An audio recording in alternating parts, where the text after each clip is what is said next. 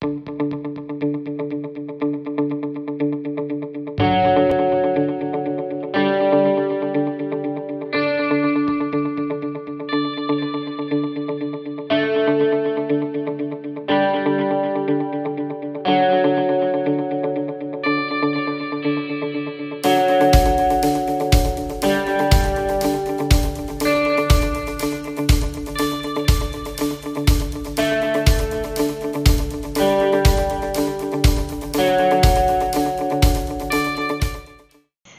namaste, and welcome to Breakout with me, Abha. Thank you so much for watching. We are talking about the art of making and breaking rules. Breakout is committed to bring to you exceptional human beings, people who have been there, done that. They have gone beyond themselves to do something bigger. The movers and shakers, the thought transformers, the leaders, the mavericks. And guess what? They have agreed to share their insights and demystify this rules game for us so that we can break out of what we may feel is limiting for us and break into something that we think is absolutely necessary for us. These people have taught us that there is only one rule to life, and that is there are no rules to life. We just make them up all on the way. It's all figure outable. Now, my guests are all very real people. They have so much experience, and I can talk to them forever. But they're going to be very real. We're going to be very candid with them. No scripting, no nothing. We got to get into their heads. I want to go into their heads and see what they are thinking. My guest today, on my right, as you see, a lovely lady standing there in red. She's an immensely brave woman whose life in itself is a story of courage, determination, and grit. An international thought leader in human potential. She is personally very, very passionate about empowering people. She takes them by the mind. She engages them in conversations bigger than themselves. She nudges them to take braver risks and motivates them to lead more purposeful lives. The founding CEO of Global Courage, founder of Raw Courage TV, best-selling author of 3 very path-breaking books, Forbes contributor, an avid adventure traveler, mother of very noisy 4 children, a passionate advocate for women's equality. Please welcome Margie Warrell. Margie, how are you? Welcome. I am wonderful. It's great to be here with you. Thank you so much for your time, and I'm grateful that you could make it. I know you're very busy. I am. It's why I've got my hair pulled back, because I had a very quick swim about 20 minutes before our call, and I thought, I don't have time to fix my hair. No, you look great anyway. You look great. So I don't think the hair is a problem. We have Margie here, so that's good.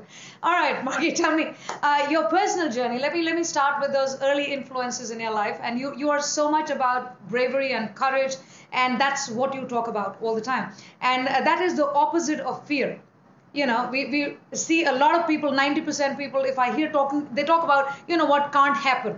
And you get out there, you just come in there and say, okay, just let's cut it out. And it can happen. We need to be braver. We need to be more courageous. So your personal journey is, for me, as I read it, it is like a potboiler, a story which needs to be told. And you've overcome all kinds of adversity. Very eventful, very full of courage and sheer will. So tell us about your personal journey, the challenges that you face. And very specifically, were there some challenges which were particularly about women? Or was it just Margie challenges? Well, I often don't know where to start or how far back to go, but I think it's probably worth saying I grew up on a dairy farm in rural Australia, the big sister of 7 kids, and I cannot say that I grew up in a really empowering environment. In fact, the horizons of where I lived were very small. Neither of my parents finished high school. I think if I just left school at 15 or 16 and never left the country, there would never have been any encouragement to have gone off into the world. So for me, I guess the journey of learning to be courageous began early on in just daring to believe there was more to life than what I could see with where I lived, and then certainly leaving home when I was 18 to go to university in the city. And having to kind of manage and just live 100% independently in every way on my own at 18, that was absolutely outside my comfort zone. But like so many things I've done outside my comfort zone over the years, it's when we put ourselves out there and we dare to do things we haven't done and to explore and embrace a sense of adventure, we discover that we can do a lot more than we think. And so, yes, I have travelled a lot around the world, lived a lot around the world, had 4 children along the way. I've been married now 22 years. Super. But, you know, I think so often as women, I mean, there's so much research that backs this up too. As women, universally, across all cultures, we tend to not have the same level of confidence as men. And how much of it's biological and how much of it is just that social conditioning. But and really being courageous and brave. You said a moment ago that courage is the opposite of fear. And I don't see it that way. I see courage and fear go together. Sure. We can't be brave and courageous unless we actually are feeling afraid. And right. so the reason I do so much of the work that I do and so much supporting women is because we have to literally feel that fear and own our doubt and go, yes, I know I'm afraid that I don't have what it takes and I'm not smart enough or educated enough or networked enough or beautiful enough, but I'm going to put myself out there anyway and just give it a go. Right. And very act of doing that, yes, even when things don't go to plan, is so empowering and emboldening. I believe that, because I think fear and courage are two sides to the same coin. And it always, like, while we are at it, we keep flipping it over, you know. So sometimes this falls the fear side and sometimes this falls on the courage side. So yeah, I think it's good to start practicing flipping it to the courage side. So I completely agree with what you're saying. Tell me, Margie, you've done so much, and there is so much talk about work-life balance when it comes to women. You know, because they're not just working, they're now raising kids and they're raising families. And like yourself, you've been to what, 60, 65 countries across the world? Oh, it's probably over 70 now. Oh my God. Okay, I'm behind the data and statistics. So, okay, never mind. 70 countries. So that's a whole lot. Tell me, I mean, because this is a question I get asked a lot. Because I've been a lawyer and then I'm doing what I'm doing now as a speaker, as an author. And people say, oh, how do you balance it out? So there are ways, and people do it in different ways. How does Margie do that? I mean, this work-life balance thing, you're a great role model there. Yeah, I get asked all the time, and I just say by the seat of my pants every day. I do not have a perfect formula for it. What I can say is that there is no such thing as perfect balance. Right. And anyone whose life is perfectly balanced must be a really boring person. So, because life is fluid. Right. And our work is fluid. And our children and families and husbands, things are constantly changing. Someone gets sick, something extra work comes up and we need to seize the opportunity. Right. And, you know, our husband gets a job that has him travelling and now we're juggling it without as much support on the home front, or whatever the case may be. And so I guess my definition of balance is when what you're most committed to in your life, right, whether it's your own sense, I mean, as it should be, our own well-being, body, mind and spirit, our sense of meaning and doing something with our talents and skills and opportunities that's meaningful to us, raising our family, being a good friend, whatever it is, when what you're most committed to aligns with what you are committing yourself to on a daily basis, then balance over time, it sorts itself out. Not necessarily on a daily basis. Like I can be travelling and, you know, some days, you know, things on the home front aren't as they want. I don't always fit in all the exercise I'd like. But if by and large those big important things are going into your schedule, all of the little minutiae stuff, it sorts itself out. I think so too. I think there is nothing called balance, because I tell everybody, I think if there was balance, I think there would be. There isn't. So whatever we've chosen to do, if we can do the best of that at any given point of time through the day with the things that we include in our lives, I think that's balance. So clearly, yeah, great to know that too. You think the same way, so I'm happy. You are an avid traveler, Margie. So, and tell me, how has traveling? Because a lot of women, again, I won't use the word fear, but I think there's a hesitation when it comes to sort of understanding that even every bit of the stuff that we do teaches us something. You know, we are learning on the way. So you've traveled extensively. How has traveling helped you? I have. Look, when I finished university, I was 21 and I worked a couple of jobs around the clock to save money, and I bought a round-the-world ticket. And I started in the USA, and then I went to Europe, and then I went to India, and then to Thailand, and then the following year went off all across Africa and the Middle East. That took a bit more confidence, but after my year in Europe and the US, etc., I just built up more confidence. So, and I've travelled obviously many, many places since then, because I was 21 a little while ago. But I share that because travelling expands our horizons. It challenges our thinking. We are wired to feel like the way we see the world is the way the world is. And when we travel, we see that people value different things. People have different traditions, different rituals. People want to live their lives in different ways. And it challenges us to go, maybe my way of seeing things isn't the only way there is. And what else is there about how I see myself in the world that maybe is limiting and is myopic in a way. So I think traveling can be incredibly empowering, and I know for me it expanded my world of what was possible. I never, ever imagined that I could be doing what I'm doing now. In fact, I didn't even know it existed. I didn't know there were people who, I hadn't even read, say, a book that empowered people when I was 21. I just hadn't had access to that, and I hadn't met people who were entrepreneurs starting businesses, and I certainly didn't know that there were women out there who got paid to speak and do some of the things that I'm doing now. So traveling really expands the horizons of our own, like what's possible for us. And to women who may be watching this and they're thinking about travel, I think if you haven't traveled much, it can be very daunting and overwhelming, and you might feel like, I don't know what to do, I'm nervous, I could be in a place I haven't been before. And I would just say, you don't have to, head off to cross the Sahara Desert like I did many years ago as your first trip. Just go a little bit outside your comfort zone. Take on a trip that's maybe a little bit scary for you, but not vastly, because the more often you do that, you start to really gain your confidence, and then you kind of go, all right, well, maybe I'll head to Africa next time, or wherever else, what excites you. So travel, like so many things, it can be a bit scary, but sometimes the scariest things are the things that actually are the most rewarding.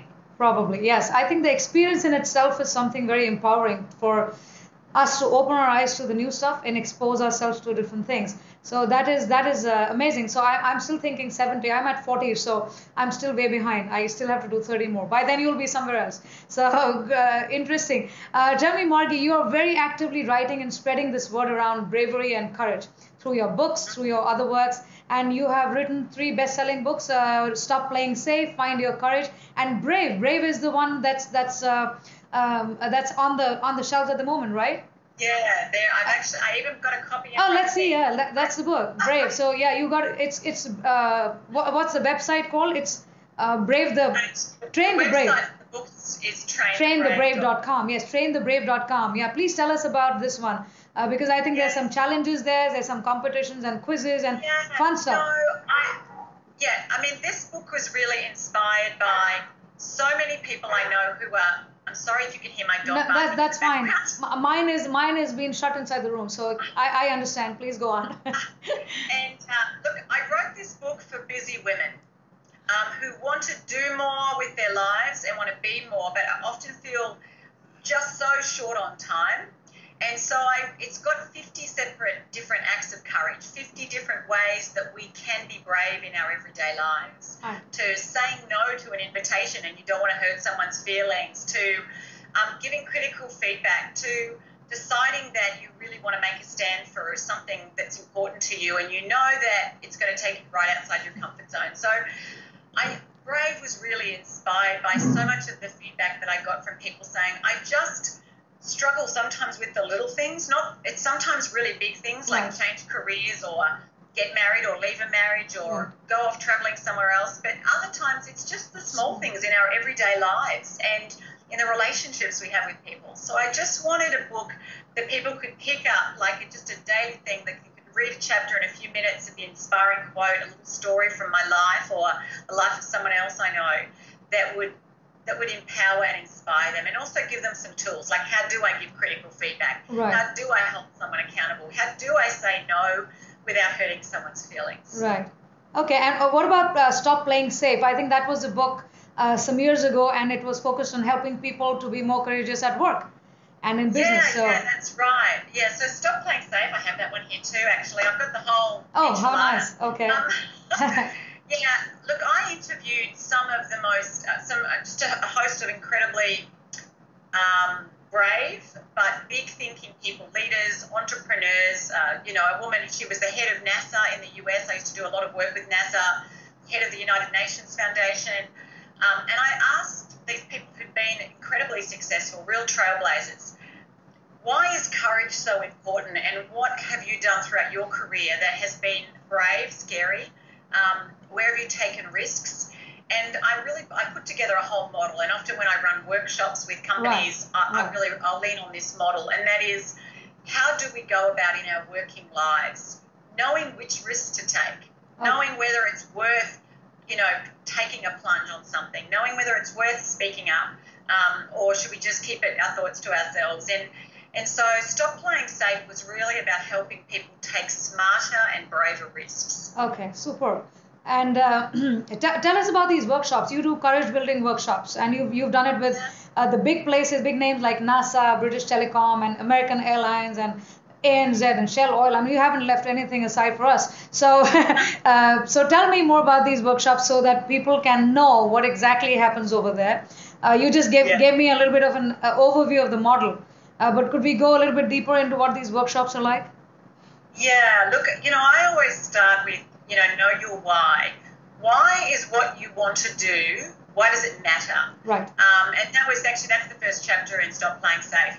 Know your why. What is the core underlying purpose or the highest intention that you have for what you're doing with your life, in your work, in your career, but really get clear about that. Because unless we have a clear sense of why what we're doing matters, then we're not going to be brave, are we? We're going to just say, hey, I'll just stick with the path that's more safe, more secure, more familiar. Right. I get people to really challenge their stories that they tell themselves and the assumptions they have about who they are, about what they can do, about what's possible. Because whether it's at an organisational level or an individual level, we operate out of these paradigms of what can be done. And so often those paradigms are obsolete. So often our assumptions haven't been challenged. Right. And that can be really limiting.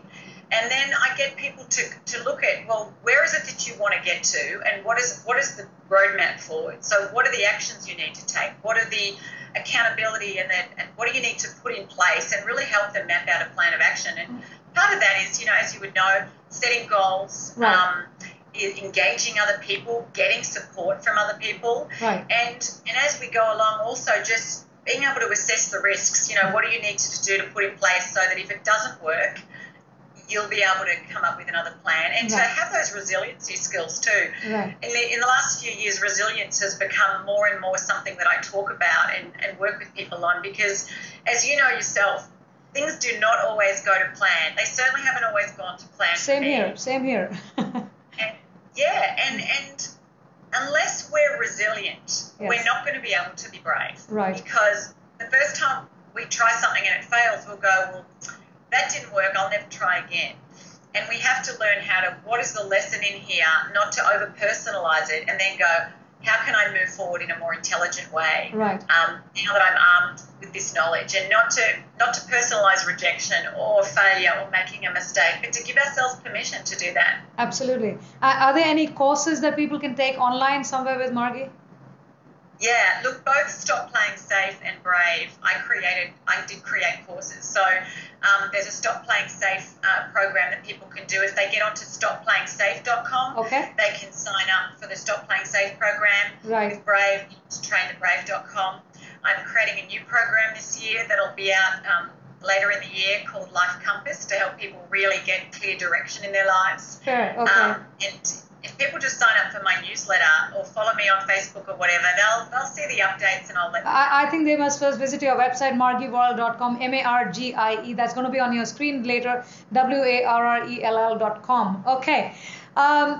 There's this Train the Brave challenge on the site. What is that? I mean, it asks you the question, what would you do if you were brave today? Courage is like a muscle. I mean, I'm not particularly muscly myself, but the more often, if I went to the gym more often, I'd be more muscly, right? Right. Because the more often we use our muscles, the bigger they grow. Right. And courage it's a learned behavior. Right. It is a skill. It can be learned. It can be practiced and strengthened. So the idea behind the Train the Brave challenge is that the more often that you act bravely, even in little things, the faster, the bigger you grow your courage muscles for life, sometimes for the really big things that matter. Right. And so every single day, if you sign up for the Train the Brave Challenge, you get an email from me, a video from me, Okay. talking about a different way we can be courageous in our lives.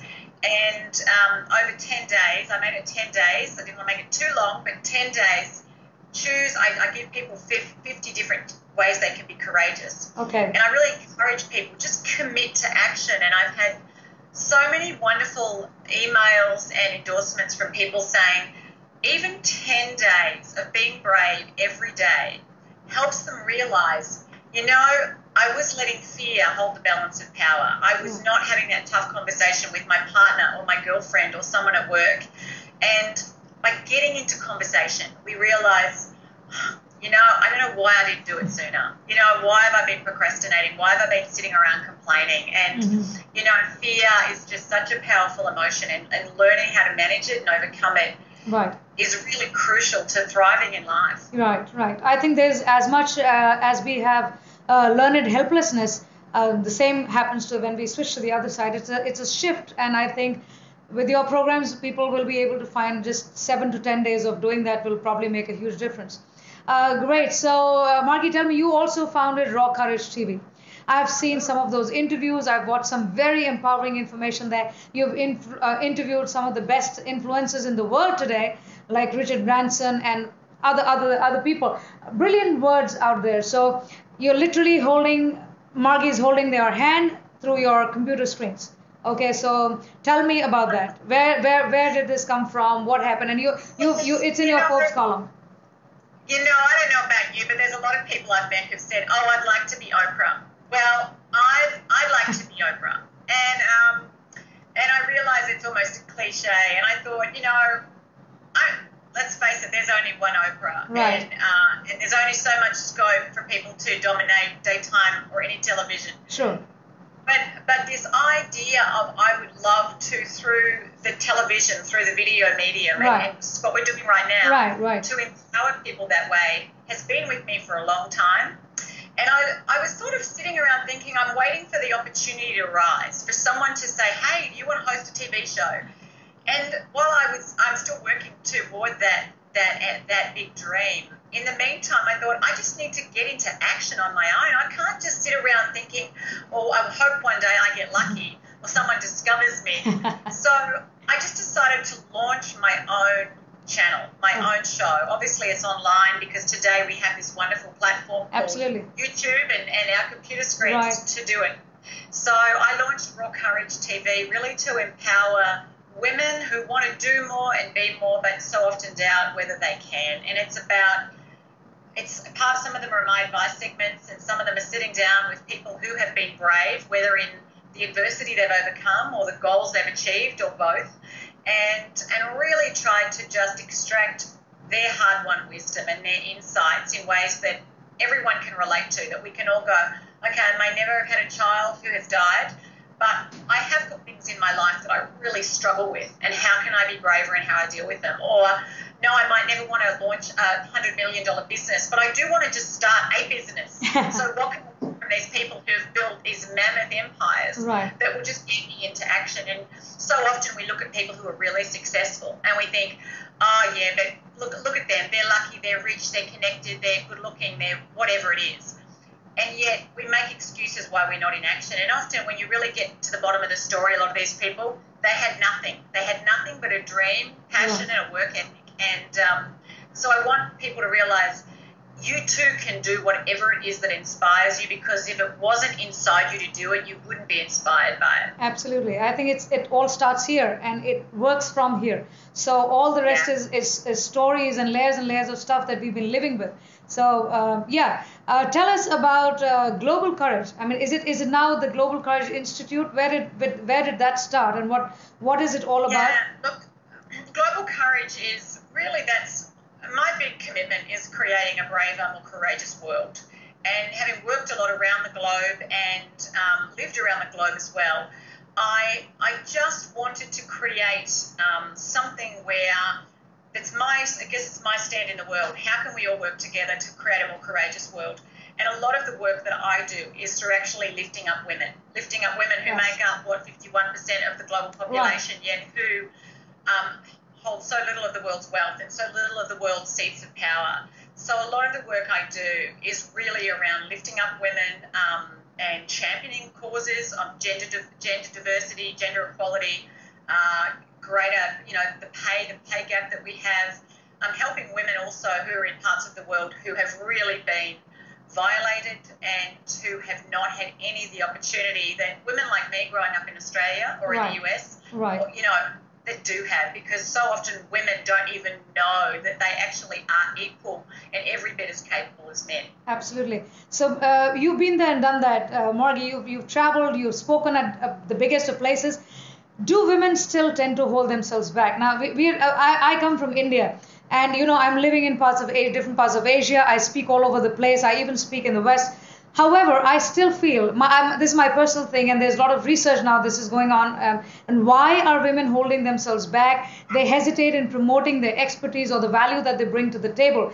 Come to the workspace, for example, and in the business space. Like, women are educated, they're working now, they're out in the open. However, still, I think we still find women who are holding themselves back. What do you have to say about that? Well, yes, I agree, and I see it all the time. And yes, while we have more and more women who are moving into senior positions of power, whether it's in the corporate world or it's in the government space, there is still, I think, the vast majority have so much talent and potential that still gets left on the table. Right. And while there are absolutely external barriers, I'm certainly not for a second saying that there aren't external barriers. There are, but those barriers, we can rise above those barriers once we get these barriers sorted out. Sure. Yeah. And so to women who are watching this now, I would just say, you can do more than you think, and do not diminish yourself. Do not discount the value of what you have to bring. Right. Stop comparing yourself to other women or to other men. Stop looking around going, well, I'm not as smart or as learned or as skilled or strategic or whatever it is. What you have to bring is unique, the unique combination of gifts and talents and life experiences. Right. Don't diminish that. But just ask yourself, all the time, what would you do if you were being truly brave? And get into action on it.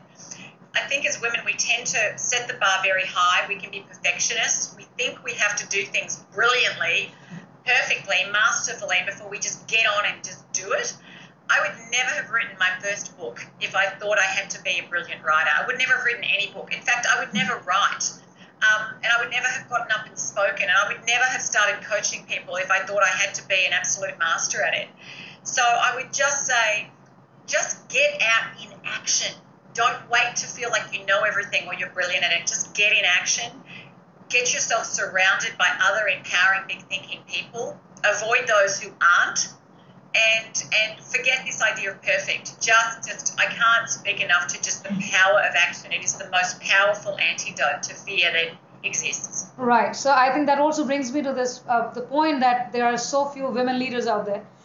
We see them in somewhere in the corporate environment or maybe in politics, but in general, women sort of still hold themselves back so much. So I'm sure when they go to your website and see your trainthebrave.com, Raw Courage TV, there'll be lots of things to learn from there. Tell me, who is Margie? Your key philosophy, your mantra.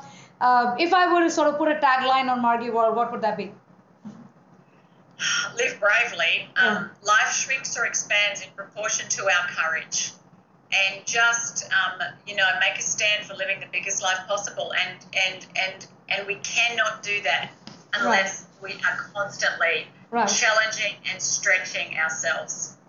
Fantastic. So, Margie, thank you very much for your time. I think it was lovely talking to you. And the words that you're working on, I think they are the most needed words today if we were to help women get out and do what they are actually capable of doing. So you are Yeah. taking them to their possibilities, which is great. So to the viewers, this was Margie Warrell. Please go to her site, margiewarrell.com, rawcourage.tv, trainthebrave.com. Watch her in action. She's one of the best speakers we could ever find.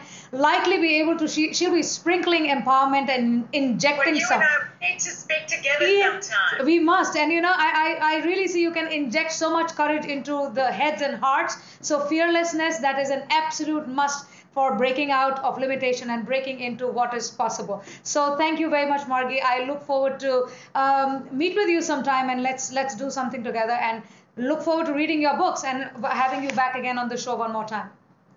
Sounds fantastic. You take care. Stay brave yourself. Thank you very much. Thank you.